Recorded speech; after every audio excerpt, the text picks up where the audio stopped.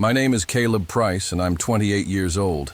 I live in Seattle, Washington, and what I'm about to share happened 2 summers ago during a trip that was supposed to be nothing more than a few days of RV camping, fishing, and hiking with friends.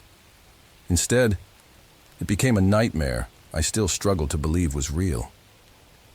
I had always been an outdoorsy kind of person, happiest when surrounded by towering evergreens and the smell of pine needles underfoot. My parents took me camping a lot as a kid, and I maintained that love of nature into adulthood. That's why when my college buddies, Damien and Russ, suggested a road trip in a rented RV, I jumped at the chance.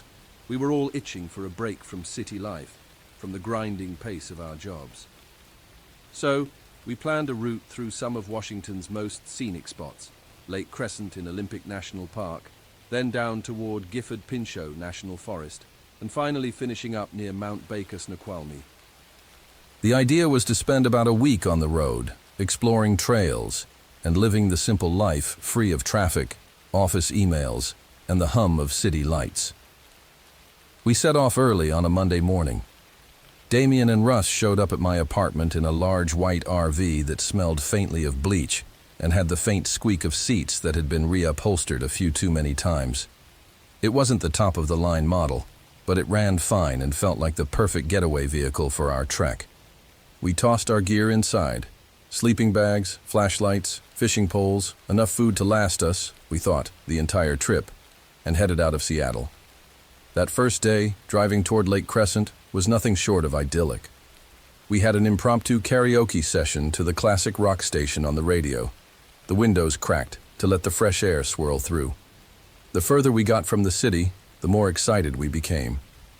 By midday, we were winding along Highway 101, the shimmering expanse of Lake Crescent coming into view, its turquoise water surrounded by steep green mountains. Even the winding roads and the occasional slow-moving car couldn't dampen our mood. We pulled into a campground near the shore just as the sun dipped behind the horizon, painting the sky with streaks of orange and purple. The place was quiet, with only a few other campers scattered around. Some had small tents and others had their own RVs, though none nearly as rickety as ours. I remember stepping out of the vehicle, stretching my arms, and taking a deep breath of the crisp mountain air. The serenity felt almost surreal. We built a small campfire, joked about silly stories from our college days, and turned in early, anticipating a big hike the next morning. Lake Crescent's trails were magical. Moss clung to the forest floor like a thick carpet, and the tall conifers stretched so high they practically touched the sky. We hiked beside the lake, taking pictures and skipping stones whenever we found a good spot along the shore. By the time we made it back to the RV in the afternoon, the day had that lazy, warm feel that only a summer's day in the Pacific Northwest can produce. We decided to rest up, then do a bit of night fishing. Unfortunately, the fish didn't bite much that evening, so we mostly told ghost stories and teased each other about who'd have the worst luck if we actually encountered something supernatural out here in the dark. Little did we know that soon enough we wouldn't be joking about such things. We stayed at Lake Crescent for 2 nights, then started making our way south toward Gifford-Pinchot National Forest. Damien was the one who'd insisted we include Gifford-Pinchot in our itinerary. He was intrigued by the idea of visiting the remote corners of Washington, claiming we'd have a chance to see untouched wilderness and maybe catch bigger fish. It was midweek by the time we arrived at a somewhat secluded area within the forest, near Trapper Creek Wilderness. The drive had been a bit nerve-wracking, narrow roads carved into hillsides, with the occasional sheer drop-off on one side. But the forest was even denser than the one around Lake Crescent, with tall, centuries-old Douglas firs and cedar trees crowding around the narrow access road. We found a relatively flat clearing to park the RV, well off the main roads, next to a gentle creek that babbled over smooth stones. No other campers were in sight. It felt like we had the entire forest to ourselves, a real off-the-grid experience.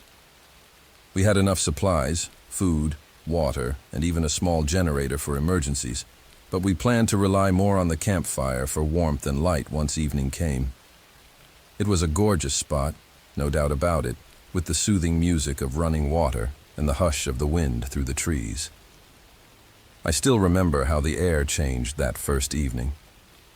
It was subtle at first, just a drop in temperature that made the hair on my arms stand up. Russ noticed it too, because I saw him rub his hands together and blow on them. He said, "Weird that it's this cold in July." Damien shrugged it off, tossed a few more sticks onto the fire. After a while, we forgot about it and started telling stories again, sharing embarrassing anecdotes from high school and speculating about the weirdest things we'd eat if we were lost in the wilderness. Just typical guys around a campfire banter. Then, as we were laughing about something, we heard a distant sound that made our laughter die in our throats. It was faint, but unmistakable. A high, mournful wail, almost like a human voice carried on the wind. We all froze.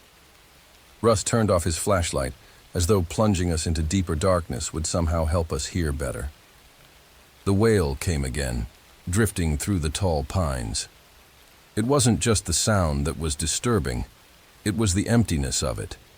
It sounded like someone was in pain, but it also sounded too drawn out, too unnatural to belong to an animal we recognized.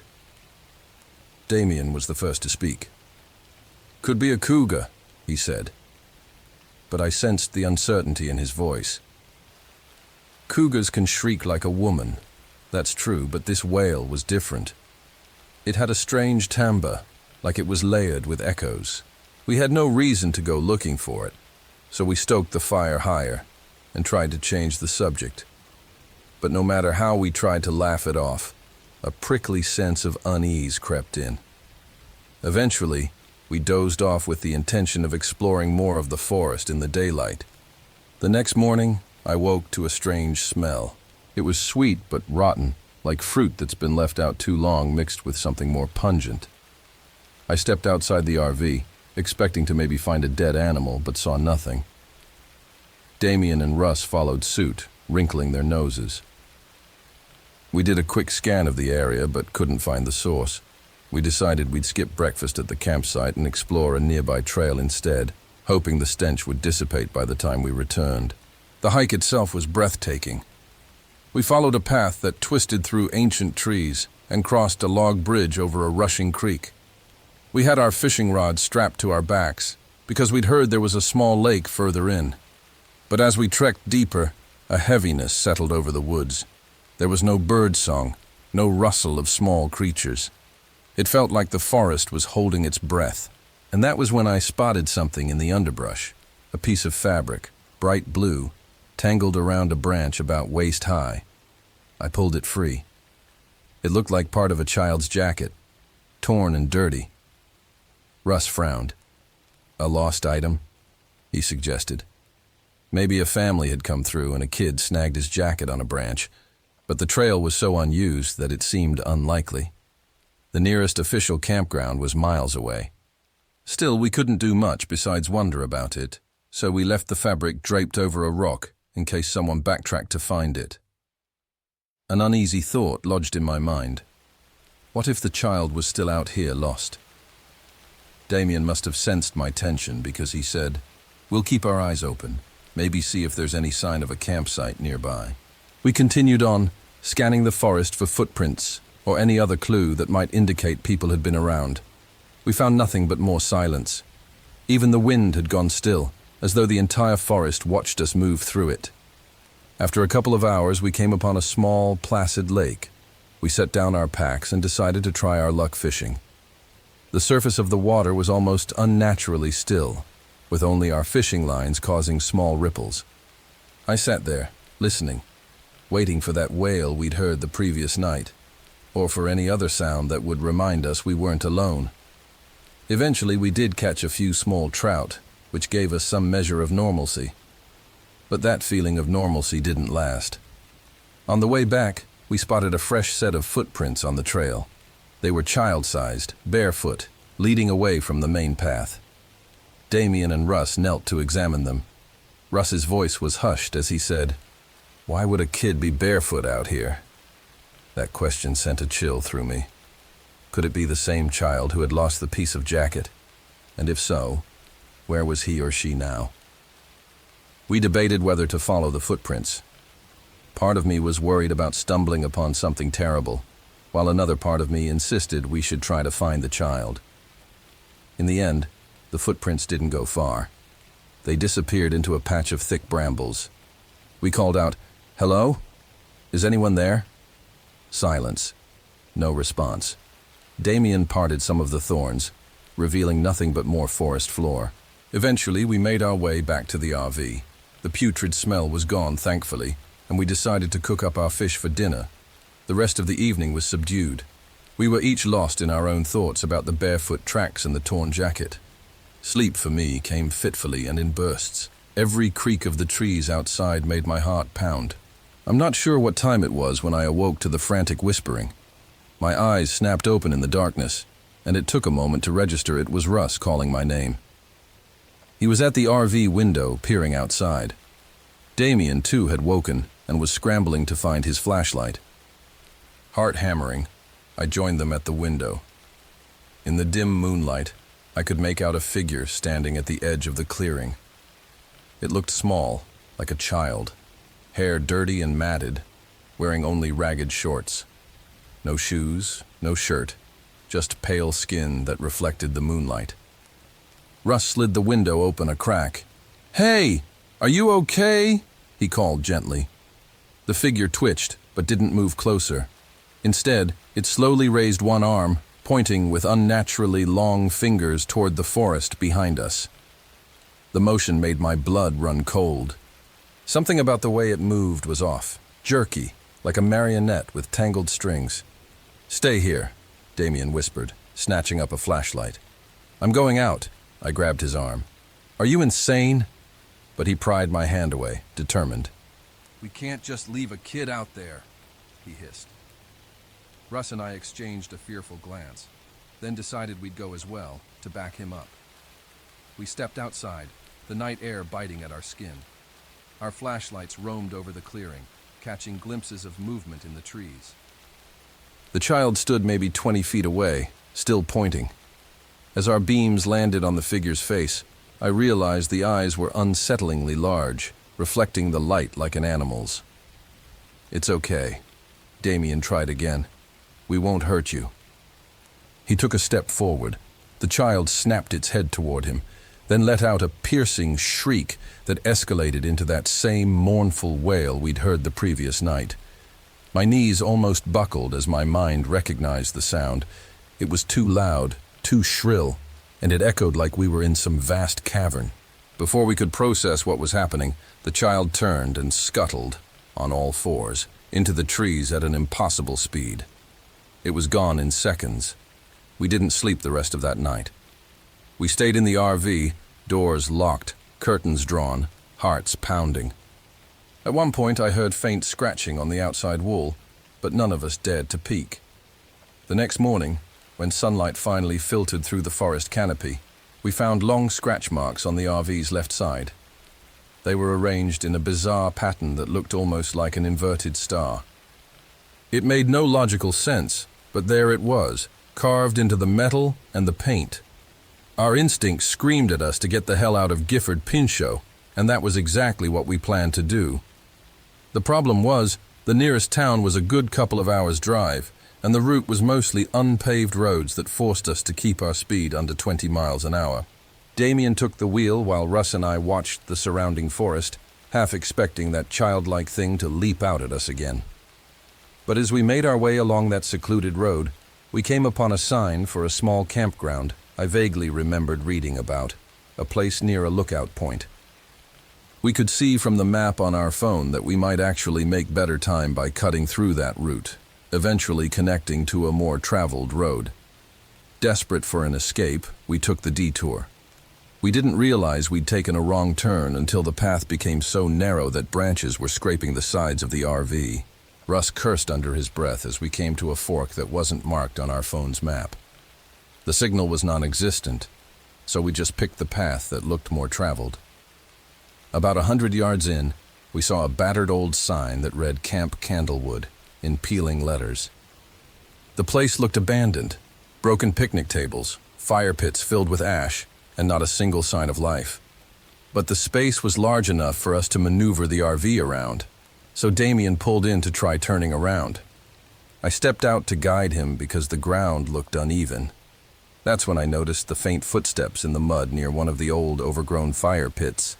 They were small and barefoot. My stomach lurched. I signaled to Damien to stop. "Guys," I said, pointing. Damien and Russ climbed out, and we followed the footprints. They led past a crumbling cabin, the door hanging off its hinges. The windows were shattered, shards of glass scattered among the fallen leaves. It smelled damp, like rotted wood and mildew. Russ shone his flashlight inside. The interior was strewn with old sleeping bags, moldy pillows, and broken glass. A half-collapsed table stood in one corner, while a rusted lantern lay on its side. And then, in the dust on the floor, we saw more footprints, some child-sized, others bigger, but all barefoot. They seemed to circle around the center of the room, where an old chalk symbol was faintly visible on the wooden planks, something that looked reminiscent of those scratch marks on our RV. I felt an overwhelming wave of revulsion. I wanted to get out of there immediately. Before we could leave, though, we heard a sound. It was faint at first, like a whisper or a distant chant. It was coming from deeper in the cabin, behind a door that led, presumably, to another room or maybe a storage area. Damien signaled us to be quiet, and we listened. The chanting grew slightly louder, as though multiple voices were humming in low, mournful unison. I could feel goosebumps ripple across my skin.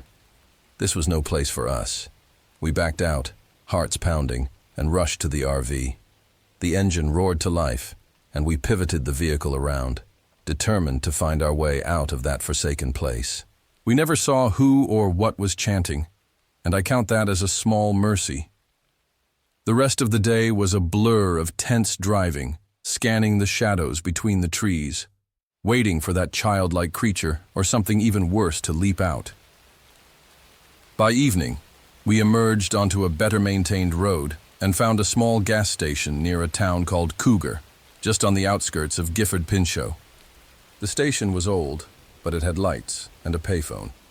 We parked, half crazed with relief at seeing another human being. The attendant was a wiry older man with white stubble on his chin. He asked if we were lost. Damien gave some vague details about having gotten turned around in the forest. We didn't mention the barefoot child or the chanting. The man simply nodded. "Been quiet out that way for a good decade," he said. "Used to be a church camp or something. People stopped going. Some local legends about devils and witches, if you believe in that sort of thing." We each exchanged a glance, not sure whether to believe him or not. But that single statement made the hairs on the back of my neck stand up again. Could the chanting we heard have been some remnant of a ritual once performed out there? And what about that child? We refueled, grabbed supplies, and decided that was enough forest for a lifetime. Russ suggested we head straight home to Seattle. Damien, though, was reluctant to end the trip entirely.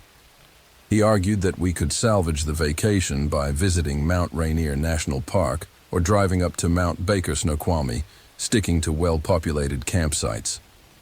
Russ and I were hesitant, but we eventually agreed, on the condition that we stay in popular ranger-monitored grounds. No more secluded wilderness. We drove north, sticking to main roads. That night, we found a crowded campground near the entrance to Mount Rainier National Park. The difference in atmosphere was huge. People laughing, kids running around, the warm glow of lanterns from dozens of occupied sites. It felt safe. We spent the night mostly in silence, though, each of us haunted by what we'd seen. I remember lying on my bunk in the RV, ears straining at the slightest sound. But the night passed uneventfully. The next day, we hiked some of the well-worn trails in Mount Rainier. The sight of the snow-capped peak against the bright summer sky did wonders for our morale. By evening, we were feeling almost normal again. We even joked around a bit, recalling old pranks we pulled on each other in college. Damien cooked up a huge pot of chili by the camp stove, the fragrant aroma filling the warm dusk air. Other campers passed by, smiling and waving at us. Then, just before we turned in for the night, Russ went to throw out some trash in the campsite dumpsters. He was gone for a while, long enough for Damien and me to wonder if he'd gotten distracted. When he finally came back, his face was pale, eyes wide. He said he saw a child standing behind the dumpster, a small, gaunt figure with stringy hair. "She just stared at me," he whispered, voice shaking, like she knew me. By the time he dropped the garbage bag and tried to speak, the figure had darted away. At first, we considered the possibility it was just a real child rummaging for cans or something. But Russ insisted her eyes were reflective, like the child we'd seen in Gifford Pinchot. We alerted the campground host, describing a young girl wandering around alone. He took it seriously and even organized a quick search with a couple of volunteers. But they found nothing. No missing campers, no sign of any child. We stood around the communal fire pit, exchanging worried glances. Either we were losing our minds, or something had latched onto us, a horrifying notion that none of us dared speak aloud. That night, I had a nightmare. I was back in Camp Candlewood, in that crumbling cabin. The chanting swelled around me, and the child circled me on all fours, limbs bending at impossible angles. When I woke up drenched in sweat, the RV was eerily silent. I got up to check the time, 3:14 a.m. In the darkness, I thought I heard whispering outside again. I pressed my ear to the window, but all I could make out was the rustle of wind through the trees. Eventually, exhaustion overcame fear, and I slipped back into a restless sleep. By morning, our illusions of safety had completely fractured. It was like the entire world had lost its color, replaced with a sense of dread that weighed on our shoulders. We decided enough was enough. It was time to go home. None of us said it directly, but we all sensed something was following us. If so, maybe it would stop once we left the campgrounds and the national parks behind. We left Mount Rainier and drove back west, heading toward Seattle. The drive should have felt like a relief, but every so often, we swore we saw a shape in the tree line, keeping pace with the RV, hidden among the trunks and branches. More than once, Damien slammed on the brakes, convinced something had darted in front of us. We never saw anything definitive, though, just quick, fleeting movements in the peripheral edges of our vision. The final straw came when we stopped at a roadside diner a couple hours outside Seattle. It was a cozy little place with red vinyl booths and a jukebox in the corner.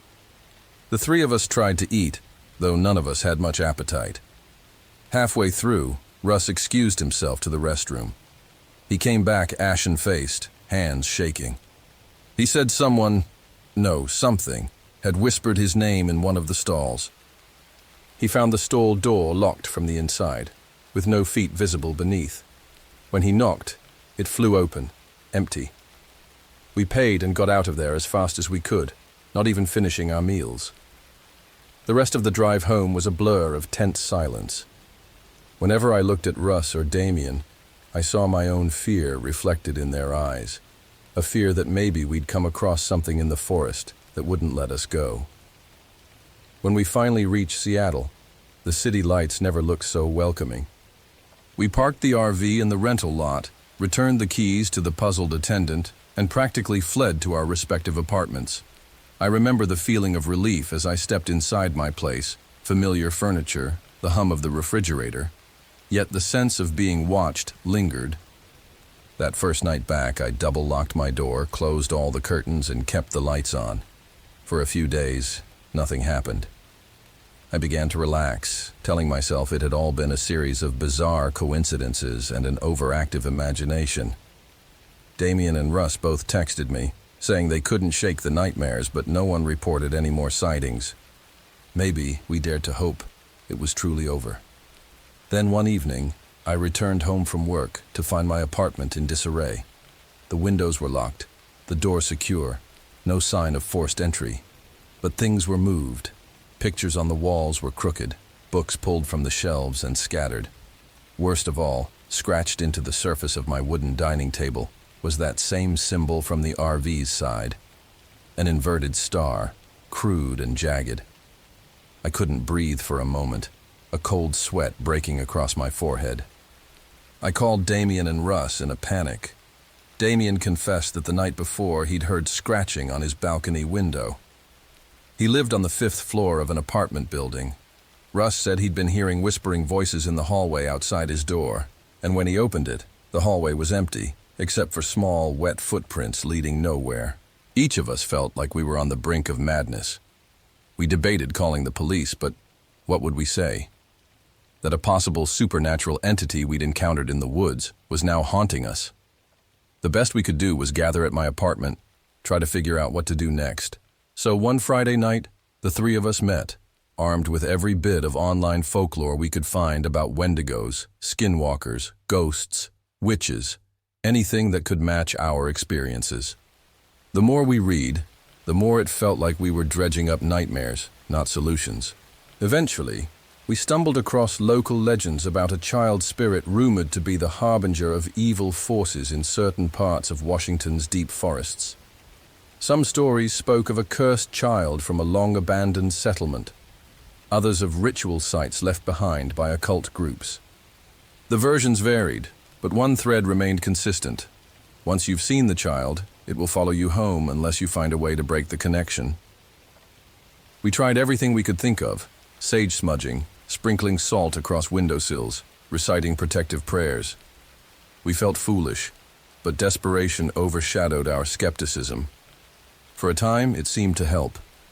The scratching noises stopped, and my nights became slightly less fraught with nightmares. We cautiously began to believe we'd turned a corner. A few weeks later, we all met for a drink at a busy bar in downtown Seattle. We were trying to reclaim normalcy, to talk about sports and movies like we used to.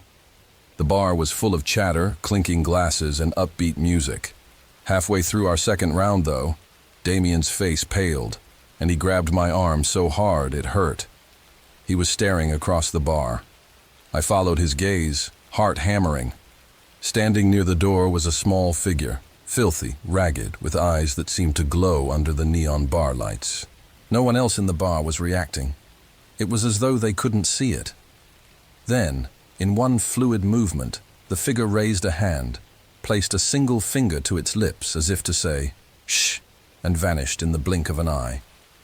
We fled that bar, adrenaline pumping so hard I could hear my heart in my ears. Outside, people were bustling around, oblivious to the terror we felt. Russ was on the verge of tears.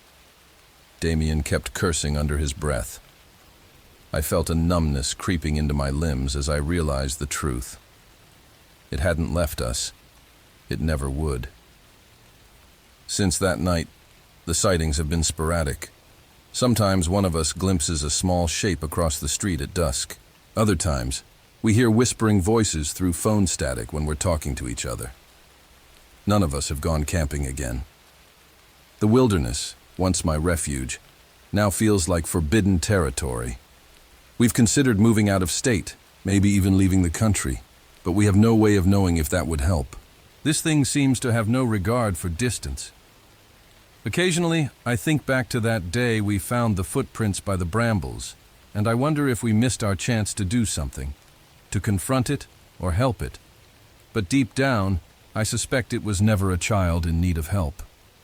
It was a lure, a trap set in those ancient woods, waiting for unsuspecting wanderers like us. We just happened to be unlucky enough to cross its path. I wish I could end this story by saying we found a surefire way to free ourselves, that we discovered a ritual to sever the connection, or an exorcist who banished the evil for good. But the truth is, we're still living with the fear, hoping that if we keep our distance from the deep forests, it'll one day lose interest. Or maybe it thrives on that fear, feeding on it, growing stronger. I can't be certain anymore. Damien and Russ and I, we don't talk as much as we used to. We text, sure, to check in, but reliving it all in conversation is too stressful. We're bound by a shared secret that no one else would believe unless they experienced it, and it's that bond that keeps us from completely drifting apart. Even if we wanted to forget, some nights, the memory forces itself upon us in nightmares so vivid they leave us gasping for air. If you ever find yourself camping in the remote corners of Washington, Places like Gifford Pinchot National Forest, hidden trails near Lake Crescent, abandoned campgrounds where the sign is too faded to read. Be careful.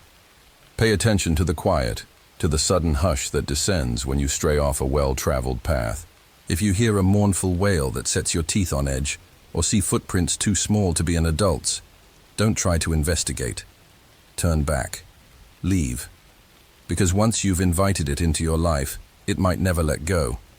I'm Caleb Price, 28, a Seattle native, and this is my truth. 2 summers ago, I saw something in Washington's deep woods that followed me home. Something that hides behind a child's form, but is anything but innocent. I can't prove it with photos or recordings. Every attempt to capture evidence has failed, as though it knows how to evade us. All I have is the terror etched into my mind and my life. And maybe you'll write me off as delusional. Maybe you'll say it was just hallucinations, or mass hysteria brought on by too many scary stories around the campfire. But remember this. If you're ever out there, standing under those towering trees, far away from the safety of civilization, you might just feel those eyes on you too. And if you do, run. Because by the time you see the footprints, it's already too late.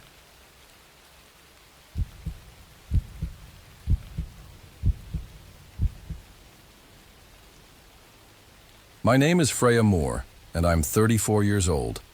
I was born and raised in Tacoma, Washington, and I've spent most of my life chasing dusty leads through old archives and libraries. I've always been fascinated by the lesser-known corners of history, forgotten stories, obscure events, abandoned places. I used to work as a librarian, but a few months ago, I finally gave in to my lifelong dream of roaming the state in my refurbished RV. I wanted to breathe the forest air, see wild places at sunrise, and research the past in person instead of on a computer screen. That's how I found myself in Wenatchee National Forest, camping near an old, abandoned mining area that locals mostly avoid. I arrived in late spring, when the snowmelt had just finished trickling down the mountains. The roads were damp, and the forest floor smelled richly of pine needles and wet earth. As I steered my RV up a narrow dirt road, I caught glimpses of rusted mining equipment through the thickets. I'd read about a defunct operation that closed down sometime in the early 1900s after a series of mysterious accidents and at least one catastrophic tunnel collapse. I've always been drawn to such tragedies, not out of morbid curiosity, but a desire to piece together the remnants of stories no one else seemed to care about. I found a small campground off a gravel turnoff, a place marked by a faded sign with chipped paint. It offered about a dozen RV sites and a few tent pads, but only 2 other spots were taken, one by a friendly older couple who seemed to be packing up to leave, and one that looked recently vacated. I maneuvered my RV into the largest pull-through space, one that offered a view of the sloping hills where, presumably, the old mine entrances dotted the ridges. It was late afternoon by the time I shut off my engine. The wind rattled through the fir trees above, and a slight chill made me reach for my jacket. That chill, I told myself, was normal for spring in the mountains. Yet something about the air felt heavier than the crispness of simple cold. After I settled in, I took a short stroll around the campground. I saw the older couple hunched over a picnic table, examining something. As I passed, the wife, who introduced herself as Carolyn, beckoned me over. She pointed to a smear of dirt or mud, although it looked more like some old footprint. Carolyn said she'd heard noises in the woods at night, metallic clanking or coughing, and they found these odd prints around their camp in the morning. Her husband, Earl, rubbed his chin and insisted they were just animal tracks smeared by the rain. But Carolyn's anxious expression told me she thought otherwise. I mentioned I was here to explore the local mining history, and Carolyn's eyes went wide. She told me that if I was smart, I'd head out soon. She and Earl had decided to cut their trip short because they just didn't feel right in these woods. I wished them a safe journey, but I felt a small pang of unease as I watched them hurriedly secure their belongings. The campground was going to be even more empty once they left. I tried to shake off the lingering dread. After all, I'd come here for solitude, to poke around the edges of history. A near-empty campground was exactly what I'd wanted, right? I spent my first night by a small fire, reading a handful of old newspaper clippings I'd gathered in Tacoma before my trip. They detailed the mine's heyday, the accidents, and an eventual lawsuit that forced it to close. One clip described a tunnel collapse that trapped a group of miners. A few bodies were recovered, but one was never found. His name was too smudged in the microfilm to read properly. I remember frowning at that story, feeling the pang of lost identity. A missing person from a century ago, reduced to a blurred name in a neglected archive. Maybe that was why the forest felt so heavy. It was weighed down by these unresolved sorrows. Around 10, the wind picked up, causing the branches overhead to clatter. I crawled into the RV and snuggled into my sleeping bag, listening to the rustling outside. At some point, I fell asleep. Sometime later, I jolted awake, heart hammering. I hadn't meant to drift off, but something had roused me, an echoing clang like metal striking rock. I held my breath, ears straining. A moment later, there was a faint coughing sound, as if someone was clearing their throat in the distance. I glanced at my watch. It read close to 2 in the morning. My mind scrambled for logical reasons, perhaps a hiker in trouble or random noise carrying from a distant campsite, but it sounded so deliberate, so close. I considered going outside, but caution tethered me to my bed. Eventually, the metallic echo faded, and I drifted into an uneasy sleep. Come dawn, I put on my boots and ventured out to see if there was any sign of people in the campground. No one. Carolyn and Earl's site was empty and tidy, their footprints leading out to the exit. Nobody else had arrived overnight. I circled my RV and discovered something unsettling. A trail of muddy footprints wound around the perimeter. They were small, as if made by a boot half my size, and set deeply enough to suggest they'd been made by a solid physical presence. They'd circled my vehicle once, then led back into the woods. I couldn't fathom why anyone would do that. A prank, a lost hiker. The memory of last night's clang and cough flickered in my mind. A cold knot formed in my gut. Despite the apprehension, I reminded myself that my goal here was to investigate the local history. I put together a light breakfast of granola and coffee, then set out in my Jeep, towed behind the RV, to find the nearest ranger station. According to my map, there was one not too far down the main road. The forest was spectacular that morning, awash in golden sunlight that streamed through the dense canopy. This slice of Washington was breathtakingly beautiful, ancient, and unspoiled. If not for the footprints and the weird noises, I might have felt blissfully content. I reached the small wooden building that housed the ranger station about an hour later. A single truck was parked outside, and inside I found Ranger Palmer, a sturdy man in his 50s with a deeply furrowed brow. He greeted me warmly enough, but I sensed he was a no-nonsense type. I introduced myself, explaining my interest in the old mines. I also mentioned the noises and footprints, and to my relief, he didn't laugh it off. Instead, he scratched his chin and said, "We don't like folks going near those old shafts. They're unstable as all get out, but I won't lie. There are some local legends that keep people away, too. Something about a miner who never left." He paused, glanced at a faded map pinned to the station's corkboard. "The forest is full of stories, though. You be careful, especially if you're poking around those boarded-up entrances." He then handed me a pamphlet about backcountry safety and warned me again that the tunnels could collapse at any time. I thanked him and left, more intrigued and more uneasy than before. On my way back to the campsite, I decided to stop by a small cabin I'd noticed earlier, half hidden behind a cluster of young pines. A tin mailbox bore the name Albright, and I'd heard from a local back in Tacoma that an old-timer who knew the mine's lore lived somewhere in this area. When I approached, the door opened, revealing a wiry man with a thin gray beard. He eyed me suspiciously. I introduced myself, explaining I was an amateur historian researching the local mines. He gave me a long, hard look before he spoke. "You ought to leave it alone," Mr. Albright said, his voice gruff. Nothing but trouble in those hills. His eyes flicked to the jeep behind me, then back to my face. Folks go messing around up there. They come back different. I asked him if he knew anything about the mine collapse, or a miner who was never found. He shrugged, spat onto the ground. Heard it from my daddy, who heard it from his daddy. They said one man was trapped behind that cave-in, kept picking away day after day. Some folks claimed they could still hear him clinking on the rock at night. Others said they heard him coughing, maybe from the dust. He gave me another piercing glare. Ain't no place for a nice young lady like you. I thanked him for his time, uncertain how to respond to his dire warnings. As I drove away, I couldn't help but feel the weight of his words pressing in on me. A piece of me wanted to pack up my RV, find a cozy campsite in a more popular state park, and forget all this.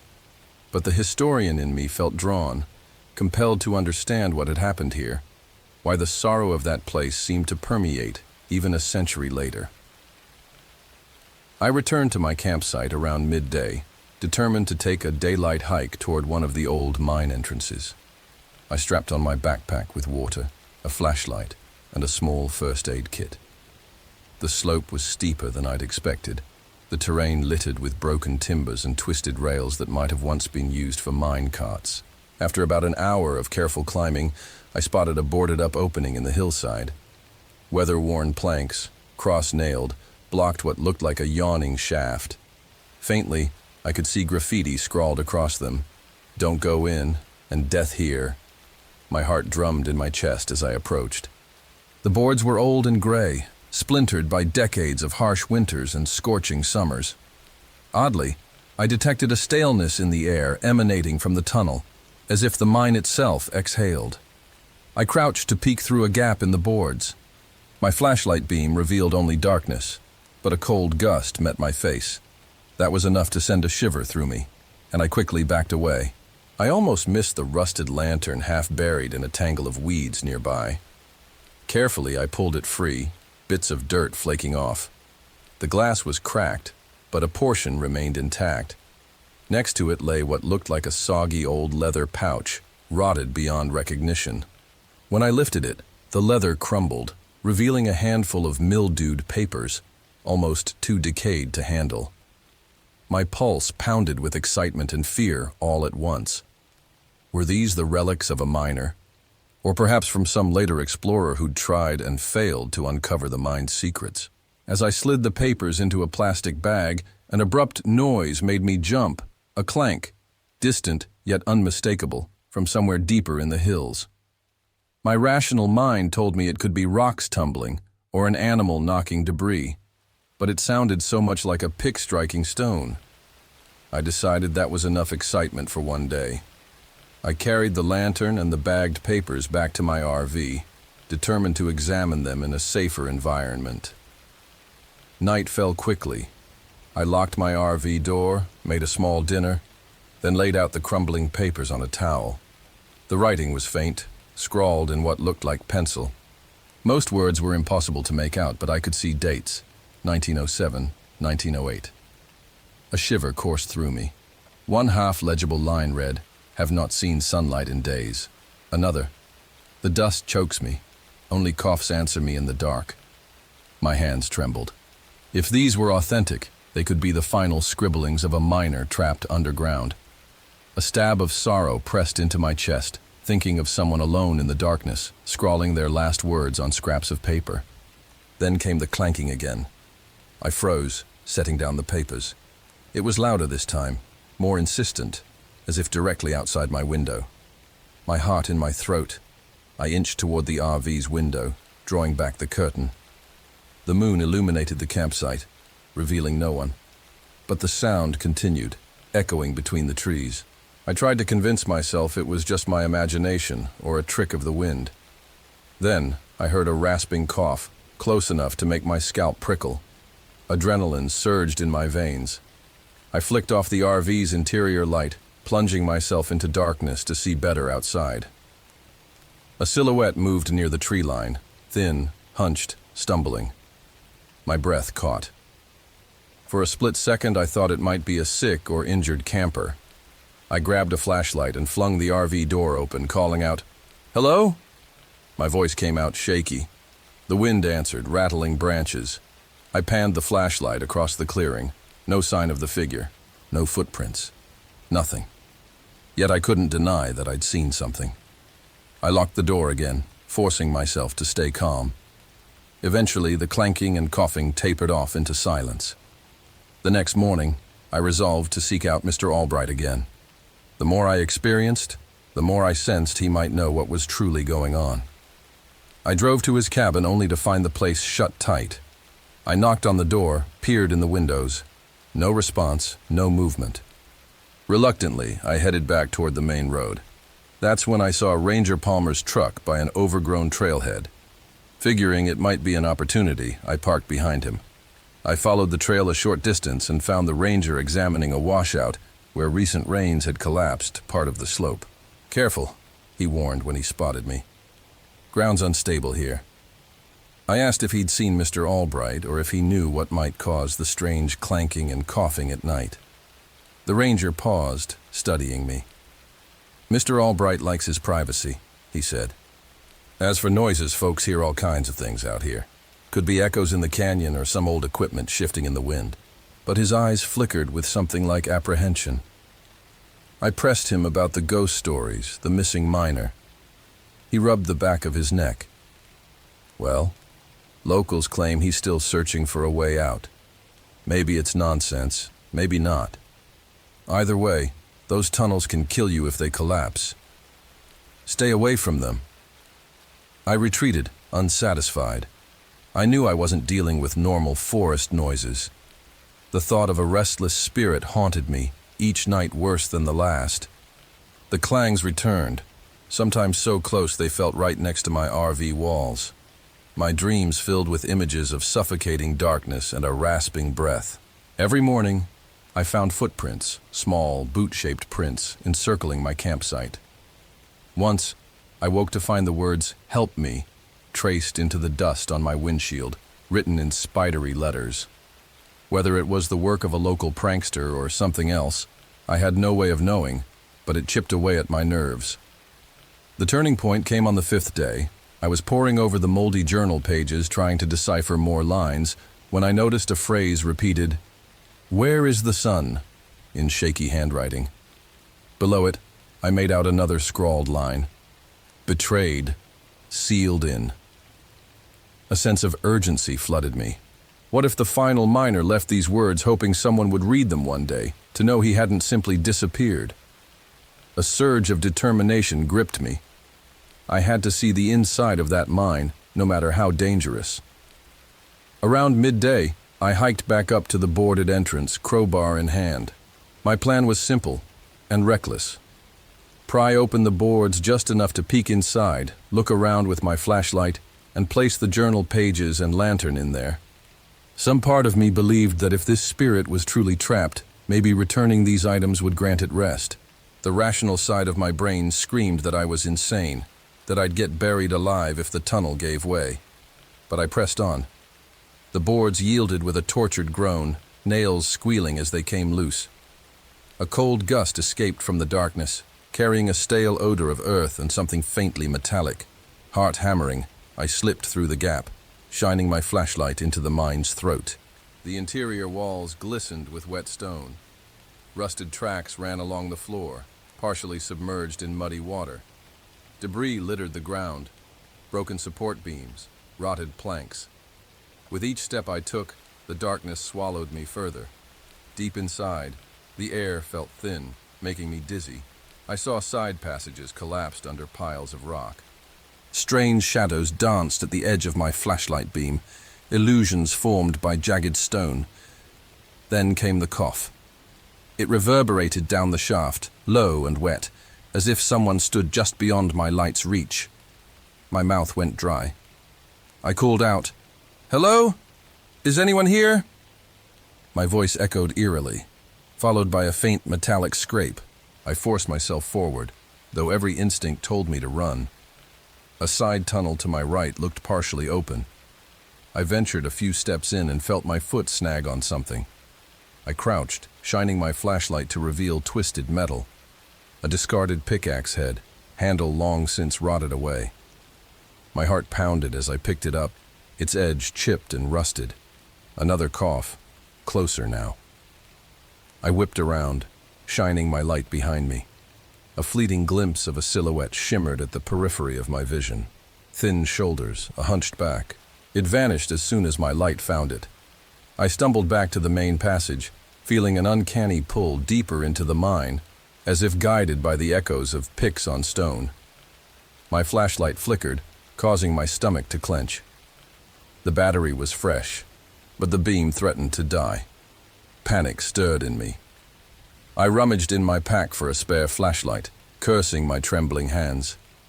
In the faint moment of darkness before I clicked on the second light, I heard a rush of movement.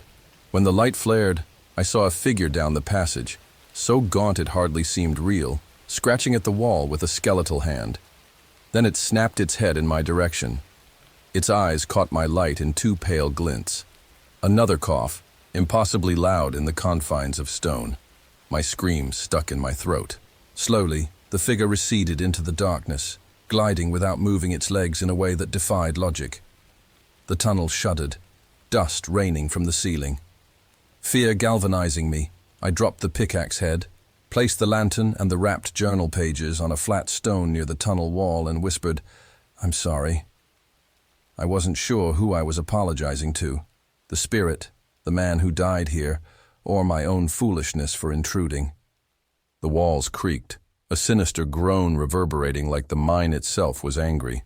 Without warning, the tunnel began to collapse in the distance, a chain reaction of rockfalls tumbling. My survival instinct roared. I fled back the way I came, stumbling over debris, the flashlight beam jerking wildly. Dust clogged my throat. Behind me, the clattering of rock was punctuated by that awful cough, echoing, distorted.